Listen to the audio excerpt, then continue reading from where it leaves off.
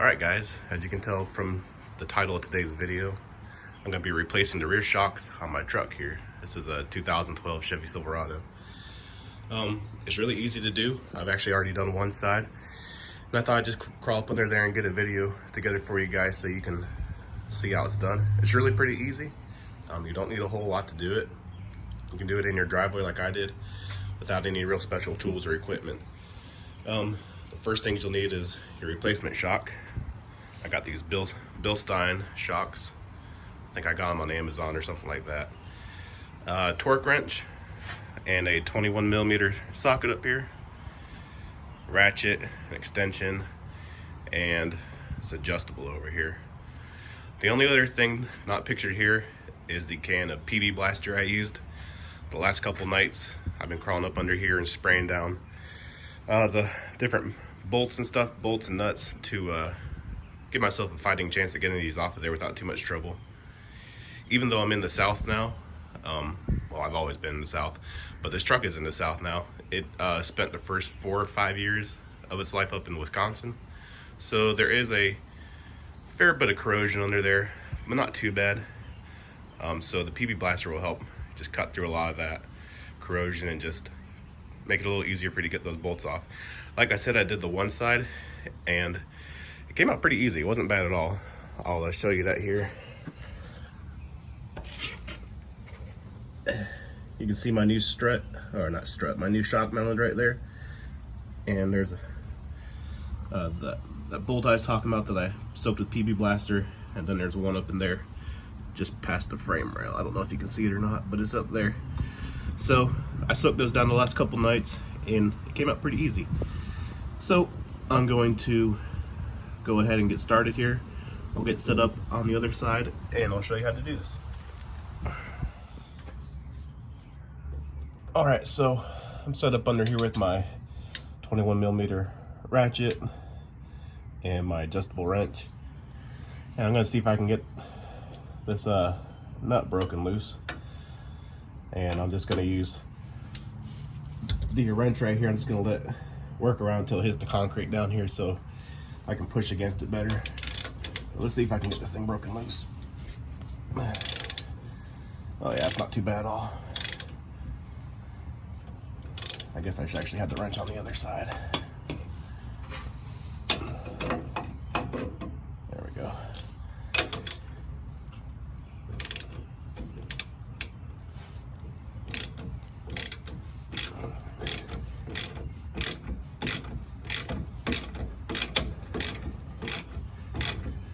Soaking these with PB Blaster, I think definitely helped. These aren't bad at all to get out of here.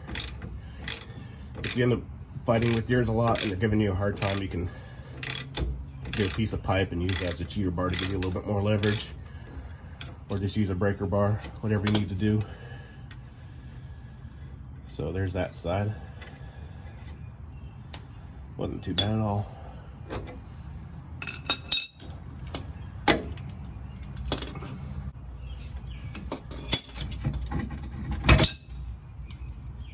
Alright, so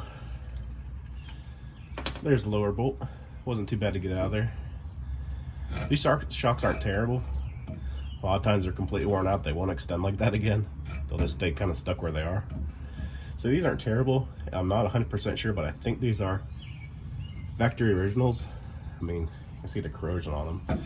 This truck had almost exactly 100,000 miles on it when I bought it. So there's a good chance that these are originals.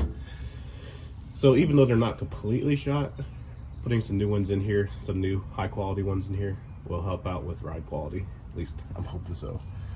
We'll take it for a quick test drive after I get these on here. So I'm gonna get the camera readjusted and I'll take out that top bolt. Alright, so here I am on the upper shock mount, and you don't need to use another ratchet or an adjustable like I did on the bottom here, because this nut up here is actually welded into place, so it should hold on its own just fine.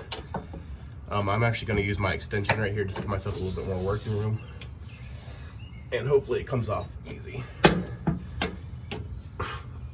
Dirt in the face.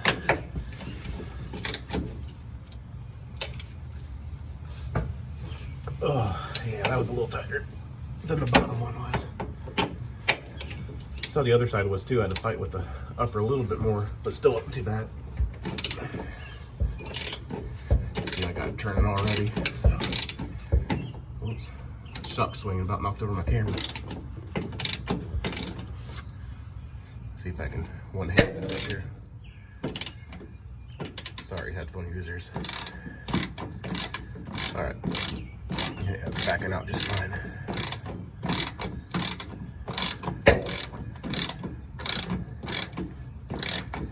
And if you had, oh my goodness, if you had air tools, it'd make this a lot easier and quicker.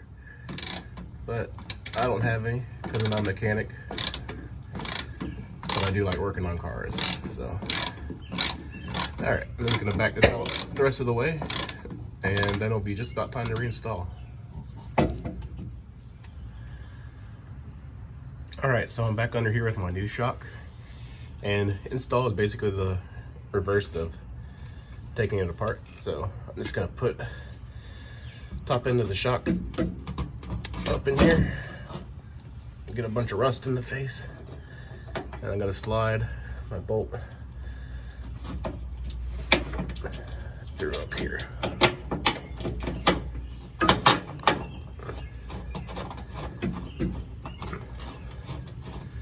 And that's kind of threaded in by hand to start.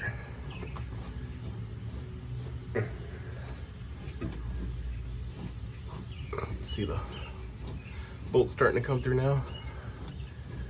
And I'm just gonna snug this up for now. I'm not gonna torque it yet. If I can find my socket, I will.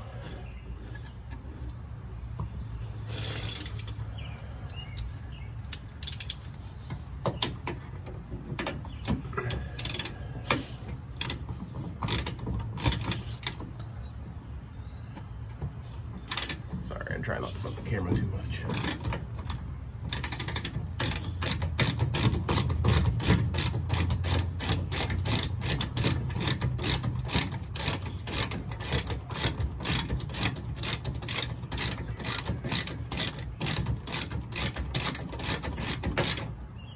All right, that's snug.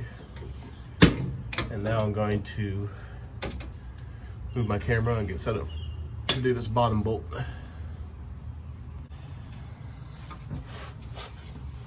All right, so this is the point where some guys like to use like a floor jack or something like that to help compress this shock up into place so you can line up the bolt holes.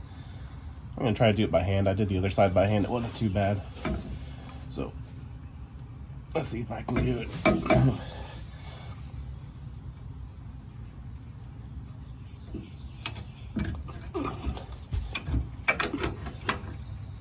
Almost. Maybe I will need to get the jack out.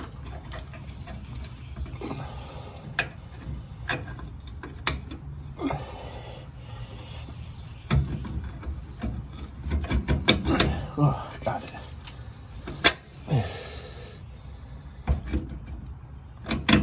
There we go. You can see I still got this strap on there. It came with it from the packaging.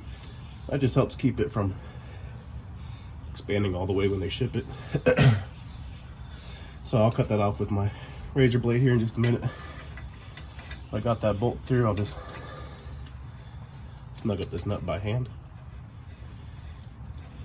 and then it's time to torque this thing. Whew.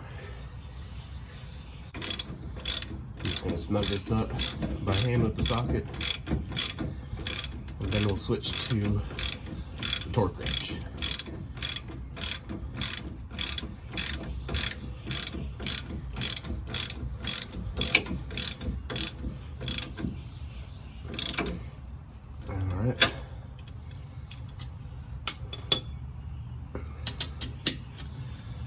So now the torque wrench set to 85 foot-pounds.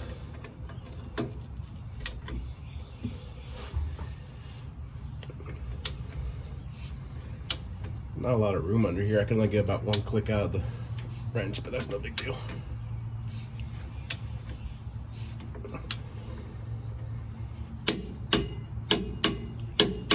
All right. Heard it click. That means we're torqued to spec. Now all I'm going to do is hit the top bolt, torque it to spec, cut off the strap, and then we'll go for a test drive.